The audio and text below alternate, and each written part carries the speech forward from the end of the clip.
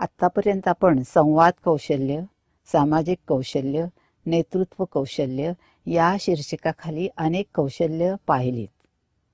ही सगळी कौशल्य वापरून प्रत्यक्ष काम करायचं याला आपण व्यवस्थापन कौशल्य म्हणूया. आत्तापर्यंत आपण संवाद कौशल्य, सामाजिक आंतरक्रिया कौशल्य आणि नेतृत्व कौशल्य या शीर्षकाखाली अनेक कौशल्य पाहिलीत. ही सगळी कौशल्य वापरून प्रत्यक्ष काम करायचं यालाच आपण व्यवस्थापन कौशल्य म्हणतो. तसं पाहिलं तर ही सगळी कौशल्य वेगळी वेगळी नाहीत हे तुमच्या आतापर्यंत लक्षात आलंच असेल. संवाद कौशल्य सगळीकडेच लागतंय, कारण आपल्याला सहऊर्जा वापरायची आहे. केवळ स्वतःची ऊर्जा वापरून काम करायचं नाहीये. आणि सहऊर्जा वापरण्याचं व्यवस्थापन करण्याचं कौशल्य स्त्रियात उपजतच असतं हे तुम्हाला माहितीच आहे. स्त्रिया तर या कामात पारंगत समजल्या जातात. त्यांच्याजवळ जी काही शक्ती आहे, ऊर्जा आहे, तिचा वापर करून घेऊन ती आपल्या घरचं सगळं काम पार पाडत असतात. यासाठी त्यांना कोणी काही शिकवायला लागत नाहीत. हे कौशल्य स्त्रियांच्या अंगी उपजतच असतं असं अनेक व्यवस्थापकांचं म्हणणं आहे आणि आपण ते नक्कीच खोटं पाडत नाहीत. ज्या वेळेला नेतृत्व करण्यासाठी आपण घराबाहेर पडतो तेव्हा आपण वेळेचं नियोजन केलेलं असतं. घरातली सगळी कामं पार पाडलेली असतात. घरात कोणी कोणी काय कामं करायची हे सगळ्यांना सांगितलेलं असतं. तर या पद्धतीने जेव्हा आपण काम करतो तेव्हा आपण आपली व्यवस्थापकीय कौशल्य उपयोगात आणत असतो. यामध्ये आपल्या कामाचं जे नियोजन आहे, अंमलबजावणी आहे, यापासून आपल्याला कोणत्या कोणत्या सुविधा उपलब्ध आहेत, आपल्याकडे किती वेळ आहे, तो कसा वापरायचा आहे आणि जी कामं करायची त्याच्यासाठी लागणारी मानवी कौशल्य कोणती आहेत, ती कोणाकोणाकडे आहेत, या सगळ्याचं भान आपल्याला ठेवावं लागतं. यामध्ये आपल्या अवतीभोवतीचे जे लोक आहेत त्यांना सहभागी करायचं प्रेरण देऊन, त्यांचा सहभाग योग्य प्रकारे घेऊन त्यांना त्यांच्या कामासंबंधात मान दिला जाईल, त्यांना मोल दिलं जाईल, हेही आपल्याला पाहायचं असतं. तर एवढं सगळं करायचं म्हणजे आपलं ज्ञान सुद्धा उच्च पातळीचं हवं. आपल्याला उच्च पातळीची विचार कौशल्य वापरायला हवी. काय केलं म्हणजे काय होईल, काय करता कामा नये, ज्याने आपला वेळ वाचेल, पैसा वाचेल, हे सगळं बघायचं. ही लहान सहान गोष्ट नाही तर मोठी जबाबदारीची गोष्ट आहे आणि ही जबाबदारी पेलण्या इतपत क्षमता आपल्याकडे हव्यात. यासाठी माहिती खूप हवी, पण आपल्या अवतीभोवतीच्या लोकांकडून सुद्धा खूप माहिती मिळवायला हवी. आपल्या अवतीभोवती जे नैसर्गिक स्रोत आहेत ते वापरून, त्याचप्रमाणे जी माणसं आहेत आपल्या भोवती त्यांची हुनर वापरून, त्यांचं कसब वापरून, जर ते नसेल तर इतर गावात जाऊन शिकून आणणं किंवा ते मोलाने विकत घेणं, ही सुद्धा कामं आपल्याला पार पाडायची आहेत. शिवाय कोणतं साहित्य कुठे मिळेल, एखादी चळवळ उभी करण्याचं काम असेल तर ते चिकाटीने कायम टिकून राहील आणि तो गाव संस्कृतीचा भाग बनेल, हेही आपल्याला पाहायचं असतं. ह्या सगळ्यामध्ये लोकांना एकत्र करण्यापासून त्या भौतिक सुविधा एकत्र करणं, निधी संकलित करणं, निधीची तरतूद काय आहे ते पाहणं आणि तो योग्य प्रकारे त्याचा विनियोग करण्यासाठी माणसांची फळी उभी करणं, या सगळ्या गोष्टी व्यवस्थापकीय कौशल्यात अंतर्भूत होतात. यामध्ये आपण प्रथमच पाहिलेलं आहे की संवाद कौशल्य अतिशय महत्वाची भूमिका करतं. हा संवाद केवळ गप्पा मारण्याचा संवाद नसून लोकांना आपल्या सर्व शक्ती उभ्या करायच्या कामामध्ये लावण्यासाठी प्रवृत्त करण्याचं कौशल्य आहे. इथे यासाठी लोकांशी बोलून, लोकांना काय म्हणायचंय ते ऐकून, त्यांना निरनिराळे प्रश्न विचारून त्यांचं ज्ञान किती महत्वाचं आहे हे त्यांनाच दाखवावं लागेल. शिवाय त्यांची जी कौशल्य आहेत ती कौशल्य वापरायला ते कितपत तयार आहेत त्याचाही आपल्याला अंदाज घ्यावा लागेल आणि मग त्यांचा ताळमेळ घालून एक मांडणी करावी लागेल. अर्थात ही मांडणी अशी असणार नाही की ही पार पाडलीच पाहिजे, तिच्यात थोडीशी लवचिकताही आपल्याला ठेवावी लागेल, कारण आयत्या वेळेला कोणतेही अडथळे निर्माण होऊ शकतात. त्या अडथळ्यावर सुद्धा आपल्याला तत्काळ मात करायला हवी, त्याच्यावर तोडगा शोधून काढायला हवा. आता गावची लोक जमायची म्हणजे प्रत्येकाच्या डोक्यात वेगळे वेगळे विचार असतात. त्यांच्या सहमती घडवून आणायला आणि त्यांची सहऊर्जा वापरायची असेल गावच्या विकासासाठी, तर योग्य असं पोषक वातावरण निर्माण करायला आपल्याला काही निमित्त निर्माण करावी लागते. ही निमित्त निर्माण करण्यासाठी आपली सर्जकता आपल्याला वापरावी लागेल. कशा रीतीने मी लोकांना बोलवू, एकत्र करू, कोणत्या वेळी एकत्र करू, हाही प्रश्न इथे महत्वाचा असतो. कारण सगळे श्रमकरी असतात, काम करून येणारे असतात, त्यामुळे त्यांचे वेगळे वेगळे विचार असतात, त्यांची ताकदही वेगळ्या प्रकारची असते. तर या सगळ्याचा ताळमेळ घालणं हे मोठं कौशल्याचं काम असतं आणि हे सहभागाने करायला हवं. तर मग कामाची गुणवत्ता, चळवळीची गुणवत्ता टिकून राहते, नाही तर कुठेही भ्रष्टाचार सुरू होण्याची शक्यता असते. हे सर्व लक्षात घेतल्यानंतर महत्वाचा भाग असतो तो आपली आंतरवैयक्तिक कौशल्य वापरणं. आंतरवैयक्तिक कौशल्य ही बरीचशी सामाजिक कौशल्यांच्या अंगाने जातात. म्हणजे व्यक्तींशी बोलून त्यांच्याकडे काय काय ते देऊ शकतात, कशा रीतीने देऊ शकतात, केव्हा देऊ शकतात. गावाच्या पातळीवर तर आपल्याला बघायला पाहिजे की मोसम कोणता योग्य आहे कोणतं काम करायला. कारण लोक आपलं काम करणार आहेत, नंतर समाजाचं काम करणार आहेत. काही वेळेला तर अशी परिस्थिती असते की काही लोक आपल्या समोर बसलेले असतात, ते उपकार करायला बसल्याच्या थाटात बसलेले असतात. पण गंमत अशी असते की यांचंही सहकार्य आपल्याला मिळवायचं असतं. विरोधक असतात, त्यांचंही सहकार्य मिळवायचं असतं. मग या सगळ्याचा ताळ घालण्यासाठी आपल्याला बरीच निमित्त, बरीच प्रेरणा निर्माण करावी लागते. ही कशी करणार याचा विचार करावा लागतो. यामध्ये वेगळ्या वेगळ्या गावांनी कसे उपक्रम केले, ते कशा रीतीने यशस्वी झाले, त्यामुळे त्यांचा विकास कशा रीतीने साधला गेला, आज जे परिवर्तन आपल्याला अपेक्षित आहे ते परिवर्तन त्यांनी कसं साधलं, ते टिकलं का, टिकलं नसेल तर का नाही टिकलं, या सगळ्याचा विचार करण्याची क्षमता ग्रामस्थांमध्ये आहे. फक्त आपला त्यांच्यावर विश्वास असायला हवा, तर ते आपली सहऊर्जा गावाच्या विकासासाठी वापरू शकतील. बऱ्याच वेळा आपला एक समज असा असतो की आपल्याला काही साध्य करायचं असेल तर त्याच्यासाठी आपण खूपच त्याग केला पाहिजे, लोक रंजन केलं पाहिजे, मग आपल्या भोवती लोक जमतील. तर तसं काही करायची आवश्यकता असं नाही. त्याच्याऐवजी लोकांना सक्षम बनवणं, आपण आपल्या भल्यासाठी आपणच काम करायचंय, सरकारवर अवलंबून राहायचं नाही, असा थोडासा विचार करायला त्यांना लावणं. हे कष्टाचं असलं तरी तेच करणं आवश्यक आहे. कारण केवळ मनोरंजनाने काही साधत नाही, हा आपला अनुभव आहे. थोडा वेळ मजेत जातो पण त्यातून हाती काही लागत नाही, हेही आपल्याला लक्षात ठेवायला हवं. दुसरा भाग असा असतो की अप्रामाणिकपणाने काही मिळवायचं असेल, अनुदान मिळवायची असेल तर सगळे एकोप्याने सहकार्य करायला तयार होतात. की गावात हत्ती आले, त्यांनी इतकं नुकसान केलं, माझं इतकं नुकसान झालं, तुझं इतकं नुकसान झालं, याची यादी करायला सगळे हिरिरीने पुढे असतात. पण गावात हत्ती येतात, ते जातात नुकसान न करता, याचा फायदा आपण घेतला पाहिजे. याच्यासाठी काय करता येईल, ते पुन्हा येतील तर काय करता येईल.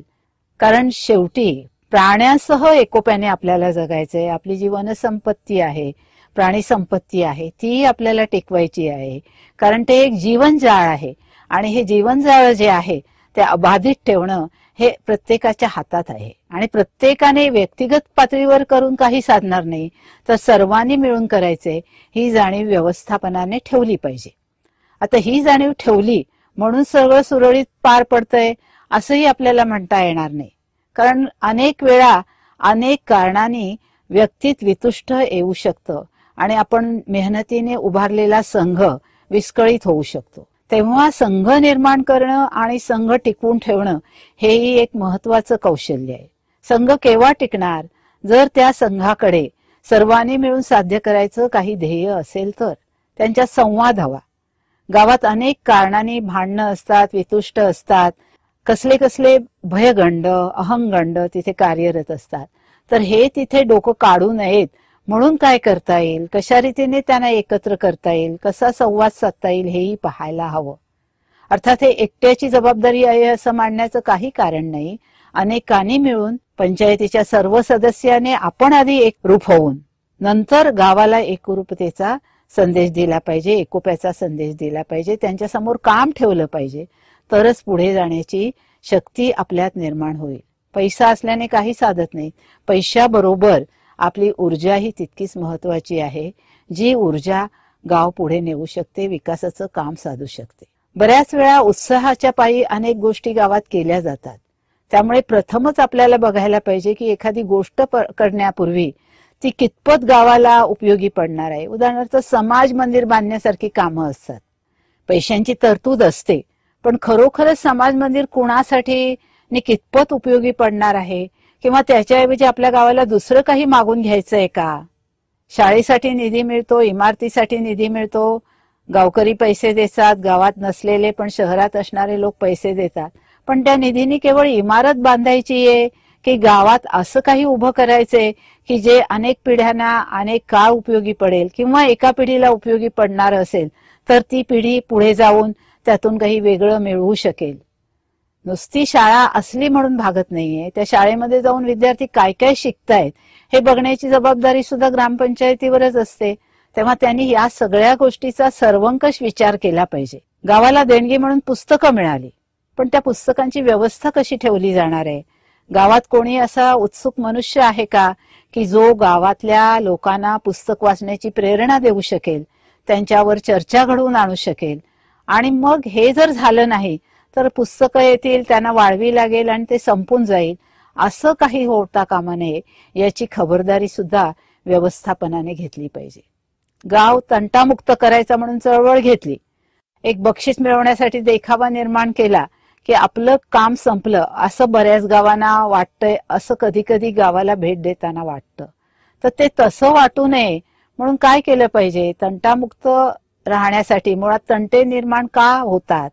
एका गावात एका माणसाच्या लक्षात आलं की तंटे जे होत आहेत ते बांधावरल्या झाडावरून होत आहेत, कुंपणावरून होत आहेत, पाण्यावरून होत आहेत.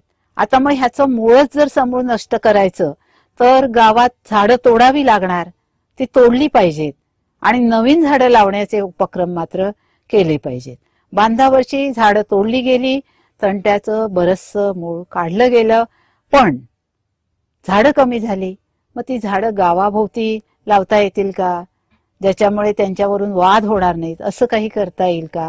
हा विचार सर्व ग्रामस्थ, ग्रामपंचायतीचे सदस्य मिळून एकोप्याने केला पाहिजे. लक्षात घ्या, इथे व्यवस्थापन सुद्धा एकोप्याने करायचंय आणि कुणावर मुकादमगिरी करण्यासाठी, दादागिरी करण्यासाठी व्यवस्थापन करायचं नाही, हे आपल्याला लक्षात घेतलं पाहिजे. जेव्हा व्यवस्थापन करत असतो तेव्हा अनेक कारणांनी आपल्यावर ताण येत असतात, निराशा येत असते, कारण काम वेळेवर पूर्ण होत नाही. आता निराशा येऊच नये असं काही होणारच नाही, ताण येऊच नये असं होणार नाही. म्हणजेच आपल्याला व्यवस्थापक म्हणून येणाऱ्या ताणांचं व्यवस्थापन करायला शिकलं पाहिजे. ताण कशामुळे येतात? ताण उगाच येत नाहीत. आपण काही ठरवलेलं असतं ते पार पडत नाही म्हणून ताण येतात. मग आपल्याला लक्षात घ्यायला असं हवं की मी कोणत्या कोणत्या गोष्टी नियंत्रित करू शकणार आहे, सगळे मिळून कोणत्या गोष्टीवर नियंत्रण ठेवू शकणार आहोत, कोणत्या गोष्टीवर आपण नियंत्रण ठेवू शकणार नाही, याची जर आपण चिकित्सा केली आणि ज्या गोष्टीवर नियंत्रण करता येत नाही त्याचा विचारच कशाला करायचा? आपल्याला गौतम बुद्धाची गोष्ट माहितीये, त्याला अनेक दुःख झाली, मग त्याने तप केलं. तपातून त्याच्या लक्षात आलं की ही दुःख निवारण्याजोगी नाहीयेत, ती नियतीच्या हातात आहेत. आपल्याला वार्धक्य येणार, आपल्याला थकायला होणार, आपल्याला आजारी पडायला होणार, आपल्यावर संकट येणार, हे येणारच आहे. पण मग विचार कशाचा करत बसायचा त्या संकटाचा, की आपल्या हातात जे प्रयत्न आहेत, आपल्या नियंत्रणाखाली ज्या गोष्टी आहेत त्यांचा विचार करायचा. असं जेव्हा करू शकतो व्यवस्थापक आणि मग तो त्या आपल्या उदाहरणातून इतरांसमोर काही त्याचा एक सूत्र ठेवू शकतो, नमुना ठेवू शकतो, त्यावरून इतर लोकही हे व्यवस्थापन तयार करायला तयार होतात. ही एक फळी पण आपल्याला तयार करायची असते, कारण सगळ्याच गोष्टी आपणच केल्या पाहिजेत हा अट्टाग्रह धरण्यात काही अर्थ नसतो. कामं वाटली गेली पाहिजेत, त्यामुळे मग ताण सुद्धा विखुरले जातील, ते ताण सांभाळले जातील. ताण सांभाळले जातील इतपतच ते वाटले जावेत. उगाच शारीरिक ताण सुद्धा देऊन चालणार नाही. आणि यासाठी गरज असते ती उच्च प्रकारच्या भावनिक बुद्धीची. भावनिक बुद्धी म्हणजे रडायला येणं नव्हे, तर आपल्याला रडायला येतं ते का येतं, हे रडायला कसं येणार नाही ह्याचा विचार आपल्याला केला पाहिजे. बऱ्याच वेळा भावनिक ताण येतात ते आपली शारीरिक शक्ती, शारीरिक क्षमता कमी पडल्यामुळे आपल्या जवळ असलेल्या कौशल्यांचा योग्य उपयोग करता येत नसल्यामुळे, तसंच आपल्याकडे काही कौशल्य नसल्यामुळे, जर कौशल्य नसतील तर ती विकसित करता येतात, पण त्याच्या सुद्धा काही मर्यादा आहेत. कुठपर्यंत आपण विकसित होऊ शकतो हे स्वतः जाणून घेतलं पाहिजे आणि इतरांच्या सहभागाने आपल्या कौशल्यावर आपल्याला मात करता आली पाहिजे. अमक्याजवळ अमकं कौशल्य आहे, माझ्याजवळ हे कौशल्य आहे, तर मग दोघांची कौशल्य कशी वापरता येतील हे आपण पाहिलं पाहिजे. हे जर केलं गेलं तर कोणावरही ताण येणार नाही अतिरिक्त, आणि आपण सहऊर्जेने आपल्याला जे साधायचंय ते साध्य करू शकतो हे आपल्याला केलं पाहिजे. यासाठी इतरांच्या कौशल्यावर, इतरांच्या क्षमतावर, इतरांच्या ज्ञानावर, अनुभवावर विश्वास टाकला पाहिजे. आपण 70% 80% मार्क मिळवून काही डिग्र्या मिळवल्या असतील, पदव्या मिळवल्या असतील, प्रमाणपत्र मिळवली असतील, पण त्याचा अर्थ असा होत नाही की शाळेत न गेलेले अगदीच अडाणी आहेत. अनेक कारणाने त्यांच्याकडे ज्ञान असतं, फक्त त्यांना वाटतं की आपल्याला हे त्यांच्या भाषेत बोलता येणार नाही, पुस्तकी भाषेत बोलता येणार नाही, म्हणून कोणाला कळणार नाही. तर आपण त्यांना हा दिलासा दिला पाहिजे की त्यांचं ज्ञान आपल्याला महत्वाचं आहे, तेच आपल्याला वापरायचं आहे. गावातल्या पर्यावरण सुकर अशा अनेक प्रथांचं आपल्याला पुनरुज्जीवन करता येईल. गावातल्या घातक अमानुष प्रथांचं आपल्याला निर्दालन करता येईल. पण यासाठी लोकमत तयार व्हावं लागतं, लोकांच्या विचारात परिवर्तन व्हावं लागतं. त्यामुळे ते परिवर्तन कसं साधता येईल, कोणत्या पद्धतीने साधता येईल, त्यासाठी काय काय उपक्रम करता येतील. उदाहरणार्थ पथनाट्यासारखा उपक्रम आहे. आम्ही जेव्हा हे असे पथनाट्याचे उपक्रम केले तेव्हा गावातल्या सर्व लोकांना सहभागी केलं. गावातल्या लोकांनाच पथनाट्य लिहायला लावलं. गावातल्या लोकांनीच त्याच्यात रंगत आणण्यासाठी काही काही संवाद घातले. तेव्हा गावातले लोक स्वतःच्या वर्तनाचा सुद्धा विचार करत होते. हा विचार करता करता त्यांच्यात स्वतःत परिवर्तन व्हायला लागलं. त्यांनी स्वतःबद्दल वेगळा विचार केला, स्वतःची जी एक वेगळी प्रतिमा पाहिली, स्वसंकल्पना विकसित केली. त्यामुळे त्यांनाही आत्मविश्वास वाटला की आपण हे करू शकू, आपण स्वतःला बदलू शकतो, मग इतरांनाही बदलू शकू. असं आपल्याला काही केलं पाहिजे. ज्या वेळेला गावात काही कार्यक्रम असतात त्यावेळेला गावातल्या कोणाकोणाला बसवायचे हे ठरवण्यात आपला वेळ जातो, कारण सगळ्यांना आपल्याला मंचावर बसायचं असतं. नंतर स्तुतिसुमनं ऐकायची असतात, त्यात मुख्य वेळ जातो. समजा बाया बापड्या जमल्या आपली कामं बाजूला ठेवून, तर त्यांना हळूहळू कंटाळा येतो, त्यांना त्यांची घरची कामं असतात, त्यामुळे त्या उठून जाऊ लागतात. मग शेवटी प्रत्यक्ष भाषण किंवा कार्यक्रम सुरू होण्यापूर्वीच सगळा सभामंडप हा रिकामा झालेला असतो. असं आपल्या हातून घडणार नाही हे आपल्याला पाहायला पाहिजे. हे जर पाहायचं तर आपल्याला वेळेचं नियोजन चांगल्या प्रकारे केलं पाहिजे, कारण आपला वेळ जितका महत्वाचा तितका सगळ्या व्यक्तींचा वेळ महत्वाचा हे आपल्याला ध्यानात घेतलं पाहिजे. त्यामुळे एकमेकावर स्तुतिसुमनं उधळण्यात, बेंडबाजा वाजवण्यात, उगाच कोणाला तरी स्टेजवर बसवण्यात, त्यांचे रुसवे फुगणे घालवण्यात गावाने वेळ घालवता कामा नये. याच्यासाठी सर्वांनी मिळून गावासाठी काही नियम निर्णय केले पाहिजेत आणि हे नियम निर्णय काटेकोरपणे वापरले पाहिजेत. जाऊ दे आता काय करायचंय, जायचाच वेळ, हे सगळ्यांना असंच हवंय, हे म्हणण्यात जर आपण वेळ घालवला तर विकासाची कामं राहतील बाजूला आणि आपलं सुद्धा काम आपण करू शकणार नाही. आणि मग आपली चिडचिड वाढते, म्हणजे ताण वाढतो की हे कसं होणार, केव्हा होणार. दुसरी गोष्ट आहे निराशेची. जेव्हा मनासारखं होत नाही तेव्हा निराश व्हायला होतं. ऋतुमानामुळे, नैसर्गिक आपत्तीमुळे निराशा येणं साहजिक असतं. पण किती वेळ आपल्याला निराशेत गुंतवून ठेवायचं हेही आपण ठरवलं पाहिजे. दुःख, निराशा यातून बाहेर काढण्याचे आपले मार्ग आपणच ठरवले पाहिजे, सामूहिकरित्या ते वापरले पाहिजेत आणि आपल्या कामाला कसून लागलं पाहिजे. मला वाटतं आपण कौशल्याबद्दल खूप काही बोललो. प्रत्यक्ष ती कौशल्य वापरूनच अनुभवाने शिकणं महत्वाचं आहे. कौशल्य वापरल्याने ती विकसित होत जातात आणि मग ती वापरताही चांगल्या प्रकारे येतात. एवढं लक्षात ठेवणं आतापुरतं पुरेसं आहे.